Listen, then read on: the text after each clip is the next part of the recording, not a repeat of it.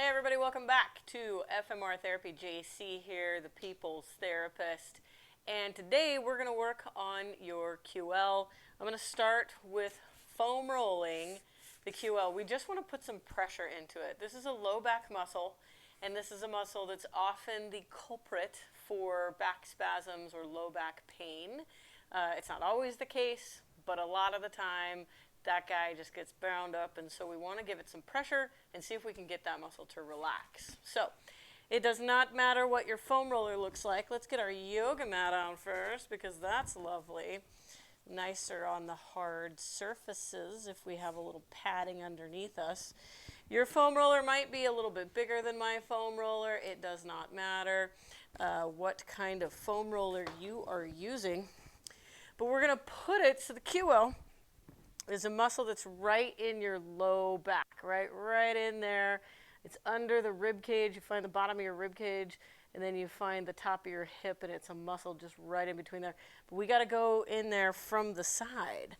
So you find your just the side of your belly, right, with your foam roller. I'm just going in basically on my obliques there, okay?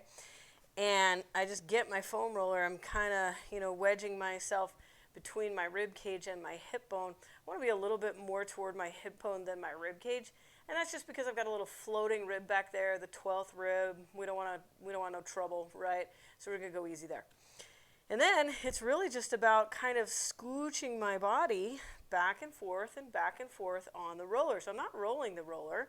I'm literally letting the roller grab my, side belly tissue and soft meat there, and I'm just sort of pulling my skin around from the front to the back, I actually like to go a little bit into the front, so I lay my body forward and just, get the front of the side of the belly there for a little bit. And then I can start rotating to get onto the QL. So I've got my upper leg, the knee is bent and on the floor. The lower leg, the knee is straight. And then I'm stacking, right, because I don't want to get into a weird, painful shoulder position. So I've got my elbow stacked below my shoulder, and I'm pushing away right here. Now I can take this upper hand, and I'm just going to rotate, and I'm going to allow my upper body to just sort of roll backwards. If I'm on this little short roller, I might need to make sure that it's farther behind me. If you're on the long roller, this shouldn't be an issue.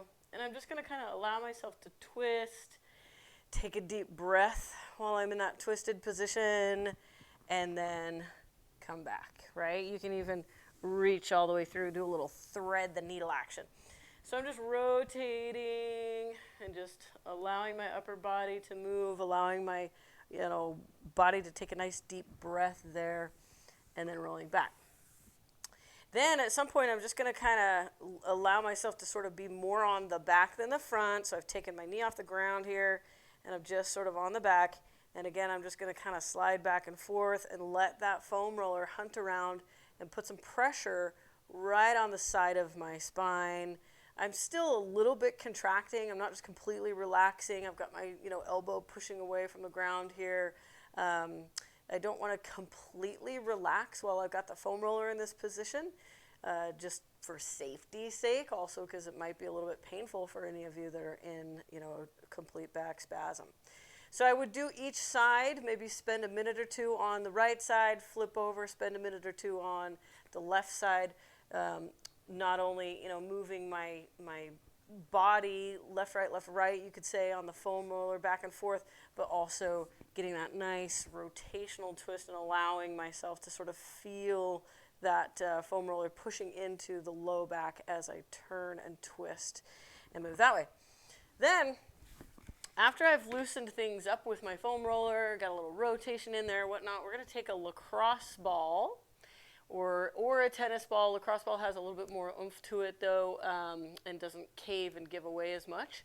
And we're going to put it right in there. So I'm turning away from the camera so you can see where I'm going. So there's my low back right here. I'm going to be coming in from the side like that, right? Just like this. Whoop. So I'm putting that ball right there. I want my legs up on the couch like so. I'm going to put that ball right into my low back, right on the side there. Then I'm going to take my legs and I'm going to drift them off to the side that the ball is in. That allows for that ball to really kind of dive in diagonally into that tissue. And I'm just going to hang out there. I'm going to take some deep breaths. I'm going to allow myself to relax like that. I can bring my legs back to the center and then push my legs off to the side again. And I can actually start driving my legs into the side, really contracting and then relaxing and resetting and pushing my legs off to the side, hanging out there for a second, and then driving my legs actively in a rotational manner off to the side there, really contracting onto that ball. Take a deep breath and then breathe out and relax, and just spend another minute on each side. Allow yourself to just sort of let the ball hunt around in that flesh, in that tissue, as it's pressing in towards the spine. So that's how we're going to foam roll and lacrosse ball the QL. If you haven't seen the QL stretch, go look around for that QL stretch. That's a good one to do right after we get everything nice and softened up, loosey-goosey. This is a really great technique to use at the end of the day after a workout. This isn't something that I would do before a workout, before a game, before sport. This is something that I would do at the end of the day when I don't have to brace against forces anymore. I'm not going to lift a heavy barbell or anything like that after this. Thanks for sticking around. We'll see you next time.